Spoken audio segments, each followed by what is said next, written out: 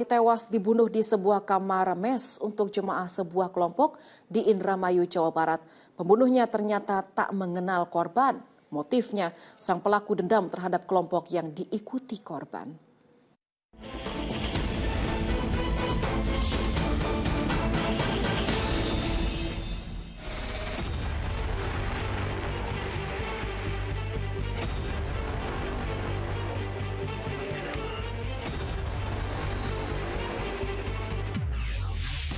Dendam tak keruan memang jadi penyakit hati yang bisa jadi sulit diobati.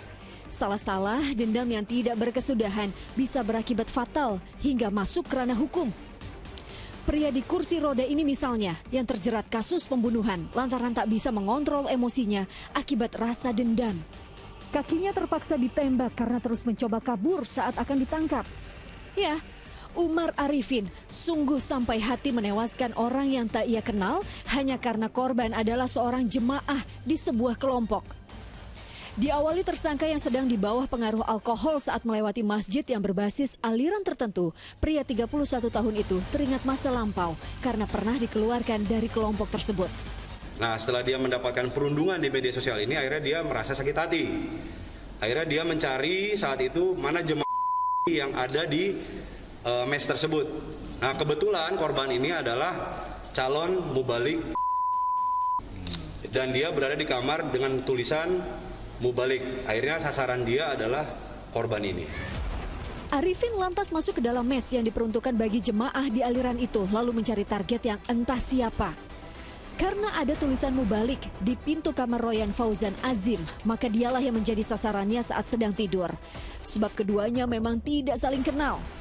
Keesokan harinya, korban berusia 25 tahun itu didapati tak bernyawa oleh rekan korban. Usai beraksi, tersangka lantas kabur melarikan diri. Kala itu, TKP sudah penuh bercak darah mulai dari lantai hingga dinding kamar. Selain itu, ditemukan pula linggis yang terdapat bercak darah. Kita ngecek ke TKP, ternyata di TKP di mes sana itu ternyata udah ada seorang laki-laki yang dalam keadaan sudah tidak bernyawa dan identitas sudah kita kantongi juga. Royan yang sehari-hari bekerja sebagai penjual donat sembari mengajar mengaji di kelompoknya dikenal sebagai pribadi yang tertutup. Ngajar ngaji itu ya? Ngajar ngaji, ya orangnya terlalu diam, pendiam banget, nggak banyak ngomong enggak. Kalau udah ini paling ketawa-ketawa aja. Selain tersangka, barang bukti berupa linggis yang ditengarai menjadi alat pembunuhan turut diamankan. Jerat pasal berlapis mengancam pria 31 tahun itu dengan hukuman mati. Tim Liputan melaporkan.